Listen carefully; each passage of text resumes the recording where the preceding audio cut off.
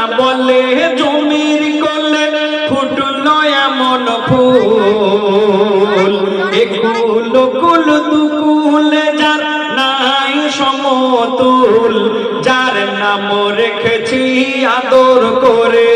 আল্লাহ বলছে আমি যার নাম রেখেছি আদর করে, মোহাম্মদ রসুল, আমার মোহাম্মদ রসুল, তুমি দয়ার রসুল। আল্লাহ বলে আল্লাহ বলে জমির কোলে, আল্লাহ বলে জমির কোলে ফুটলো এমন ফুল, একুল কুল দুকুল যার নাই সমতুল, যার নাম রেখেছি আদর করে, মোহাম্মদ রসুল, আমার মোহাম্মদ রসুল, তুমি দয়ার রসুল। আল্লাহ বলে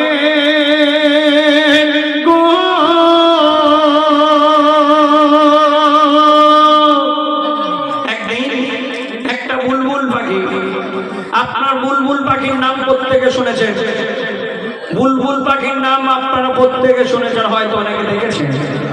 এই বুলবুল পাখি দেখতে খুব সুন্দর হয় আর ছোট মতো হয়।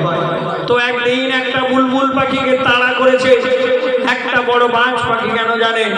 তাকে খাবে বলে। বুলবুল পাখি নিজের প্রাণ বাঁচানোর জন্য উড়ে উড়ে ছুটে ছুটে আমার নবীর কাছে গিয়ে কি বলে দেখুন।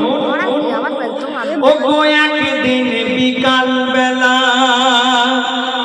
বসেছিল সাল্লে আলা, ছুটে এলো এক বুলবুল, বলে বাঁচাও দয়ার রসুল। আর তখন তেড়ে এলো এক বাজ পাখি, তার লাল লাল হিংস্র আঁখি, বলে ছেড়ে দাও ওকে দেখি, ও নবী ও যে মোর শিকারের পাখি।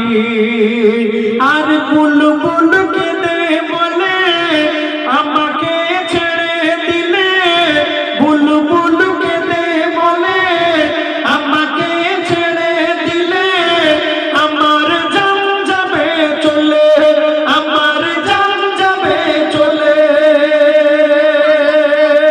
গো। বাচ্চারা মোর কোথায় কাতর, ও গো বাচ্চারা মোর কোথায় কাতর, উপোস দিন ভোর।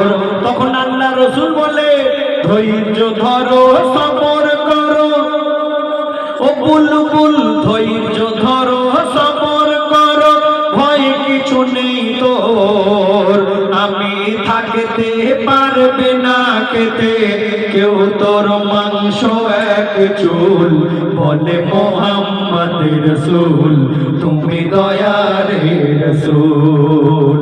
আল্লাহ বলে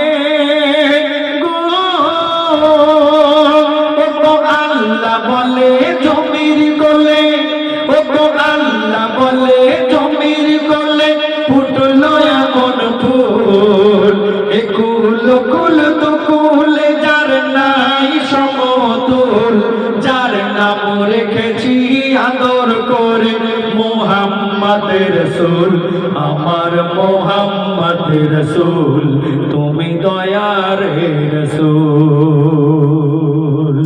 আল্লাহ রসুল আমার নবী সেই ছোট্ট বুলবুল পাখি যখন উড়ে উড়ে গিয়ে আমার নবীকে বললেন, ইয়া রাসূলুল্লাহ আপনি আমাকে বাঁচিয়ে নিন, না হলে ওই বড় বাজ পাখি আমাকে খেয়ে ফেলবে।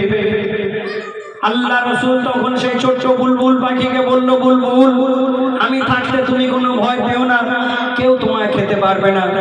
আমার নবী ছোট্ট বুলবুল পাখিকে নিজের জুব্বার মধ্যে তখন ঢেকে নিলেন।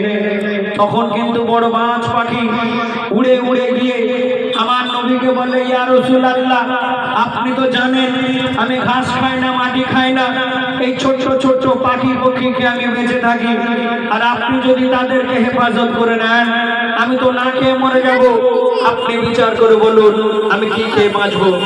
আল্লাহ রসুলের সেদিনের বিচারটা খালি শুনুন।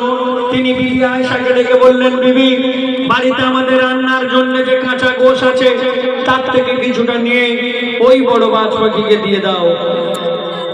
ও গো বলছে দয়ার নবী,